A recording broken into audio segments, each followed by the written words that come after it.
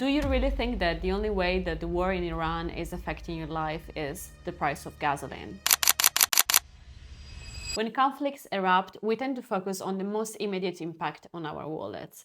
But the reality is broader and more complex. Behind every escalation, there are economic decisions, financial bets, and geopolitical calculations that reshape markets and entire economies. Today, we look at how the choices of a few actors can redraw the balance of a global economy. Let's go behind the scenes of this conflict. We projected 4 to 5 weeks. 4 or 5 weeks. That is the timeline that Donald Trump has publicly attached to the war against Iran. A prediction that may reflect not only military considerations, but economic ones as well. When the first missiles hit Iran territory, the market had already delivered its verdict. In just 2 days, the price of crude jumped by about 10%, reaching roughly $80 a barrel. A sharp reaction, but not an unexpected one for those who were watching capital flows. Yet, the real question is not what happened afterward, it is what happened before. Because someone had already moved pieces on the chessboard. And someone knew that the timer was about to start. Modern wars rarely erupt overnight. They are prepared weeks in advance. And while television news still spoke about diplomacy, the United States were deploying the largest military buildup in the region since 2003. Aircraft carriers and submarines moved quietly into position. But the military was not the only system preparing. In the weeks before the attack, Iran tripled its oil exports. A cynical but rational move. Better to secure billions in revenue today, even at a discounted price, than risk seeing storage facilities bombed or tankers blocked tomorrow. Warehouses were emptied and cargo rushed to market before shipping insurance could be suspended, which would have made Iranian oil effectively unsellable. But oil is only part of the story. Within 48 hours, roughly $529 million were traded on Polymarket on contracts tied to the exact day of a potential attack in Iran. If you don't know it, Polymarket is one of the largest prediction market platforms. 6 accounts, all created in February 2026, collectively earned about $1 million by correctly betting on the 28th of February. One of those accounts was opened just 24 hours before the attack. It began accumulating contracts roughly 12 hours before the bombing, earned about $144,000, and then disappeared from the platform. How can someone know exactly when missiles will launch? And more importantly, when war itself becomes a financial asset, who truly decides when the trigger is pulled? On the same platform, we saw that the probability of a military intervention rose from 48% to 83% in just 2 months. This means that analysts, traders, and possibly insiders were willing to place real money on that scenario. Meanwhile, inside trading floors, attention focused on oil futures. Oil futures are contracts that allow buyers to lock in a price today for a delivery in the future. Essentially, insurance against chaos. Consider a simple example. You are a procurement direction for an airline. In January, oil costs $80 per barrel. You sign a future contract guaranteeing the price for 6 months. Then, in March, conflict erupts and oil jumps to $120 a barrel. The result? You still pay $80. For companies exposed to fuel costs, these contracts can mean the difference between stability and collapse. What do these information mean? Those who knew or even suspected what was coming had already positioned themselves. There is a point on the map that is currently holding a world economy hostage. We're talking about the Strait of Hormuz. It is a narrow strip of water, only about 44 kilometers wide. You could literally cross it by boat in half an hour. Yet, nearly 1/5 of the world's oil supply passes through this corridor. It is literally the oxygen of the global economy. If Hormuz closes, countries like Japan and the Philippines lose most of their energy supply. And India and China could see energy costs double overnight. On the 2nd of March, when Iranian naval forces blocked traffic, shipping volumes dropped sharply. According to analysts at Goldman Sachs, if the disruption lasts more than 2 weeks, oil prices could exceed $110 per barrel. That would represent a shock larger than the oil embargo crisis in the 70s. During these days, as attacks continued, markets began reacting with increasing clarity. Within hours, Brent crude, the benchmark for European oil, surged roughly 10%, stabilizing near an increase of about 9%, around $80 per barrel. US WTI crude followed closely behind. But be careful, this is not just a number moving on the screen. It functions as an instant tax on every shipment, every flight, every industrial process in the world. And with the Strait of Hormuz officially closed by Iranian's revolutionary guards, the price is no longer driven by demand. It is driven by fear of scarcity. If oil is the engine of the crisis, gold becomes its refuge. The spot price of gold, meaning immediate delivery, climbed nearly 3% in a single afternoon, surpassing $5,400 per ounce.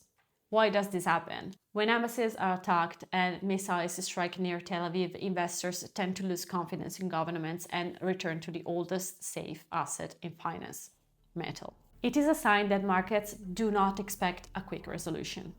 But in this environment, some companies suddenly see their balance sheets soar. US oil giants such as ExxonMobil and Chevron rose about 3–4% in a single trading session. The logic is simple and somewhat brutal. The United States produces enough oil to cover much of its domestic demand, so these companies benefit from higher global prices without suffering supply shortages.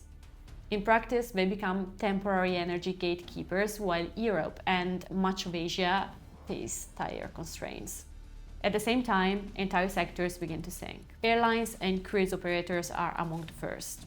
Shares of companies like Carnival and Norwegian drop sharply. Markets know that with oil at $80 a barrel and a war near major travel corridors, tourism demand weakens while fuel costs surge. Logistics and shipping face a quieter but deeper crisis. Tankers can no longer safely cross Hormuz or parts of the Red Sea. Instead, they reroute around Africa via the Cape of Good Hope, adding weeks to transit times and dramatically increasing costs. Consider that insurance premiums for ships entering the Gulf have reportedly risen by up to 500%. This means that every container of coffee, every microchip, every spare part arriving in Europe right now carries what could be called a war premium. Europe is particularly exposed. Because it imports much of the energy it consumes, every increase in oil prices strikes directly at the core of its economy. In Asia, the situation is even more fragile. For countries such as South Korea or Vietnam, a 10% rise in crude prices significantly worsens public finances. Trump's 4 to 5 weeks window is therefore not just a military estimate. Economically, it may represent the narrow margin separating a manageable crisis from a broader Asian economic shock. Central banks are now facing a very difficult balance. The Federal Reserve, the US central bank, has two main objectives: controlling inflation and supporting economic growth. High oil prices complicate both. If energy prices rise, inflation increases, and central banks may need to keep interest rates elevated to contain it. But if the conflict drags on and uncertainty reduces investments and consumptions, economic growth slows. In that case, lower interest rates would normally be required in order to support the economy. The dilemma is clear. Fighting inflation can weaken growth, while stimulating growth risks pushing prices even higher. Europe faces an even more delicate situation. Its economy relies more heavily on imported energy and is therefore more vulnerable to oil and gas shocks. Economists have a name for this scenario: stagflation, a combination of stagnation and inflation. Energy prices push inflation upward, while uncertainty and trade disruption slow economic activity. If oil were to reach $100 per barrel and remain there for a sustained period, it could add roughly half a percentage point to the global inflation. The shock would quickly spread to natural gas markets. In Europe, gas prices could return to 80–100 euros per megawatt hour, levels similar to those seen in 2022 after Russia's invasions of Ukraine. Robert McNally, former energy advisor to the White House, summarized the situation bluntly: a prolonged closure of the Strait of Hormuz could trigger a global recession. There is a very specific window of profit in crises like this. If the war ends within days, oil prices spike briefly. Those who position themselves correctly make enormous gains, but the global economy absorbs the shock. It is a controlled chaos, basically. But if the war lasts for months, the system begins to fracture. At that point, the economic damage spreads so widely that almost no one truly benefits. Trump spoke about 4 or 5 weeks. From an economic perspective, that time frame may not be accidental. Right now, around 150 ships are anchored outside the Strait of Hormuz, billions of dollars worth of cargo waiting in open water. But somewhere in offices in New York or London, someone has likely already calculated when this window will close. Someone who, unlike most of the world, may have had a glimpse of the future, enough to earn millions while everyone else held their breath. We often focus on the most immediate and visible consequences, the price of gasoline or heating fuel, for example. But the forces moving beneath the surface are far larger. What we are witnessing is a set of global shifts capable of reshaping entire sectors: transport, insurance, energy market, and even strategies of central banks. Because in moments like this, the decisions of a few rarely remain confined to a battlefield. They ripple through markets, institutions, and economies, and ultimately shape the lives of millions.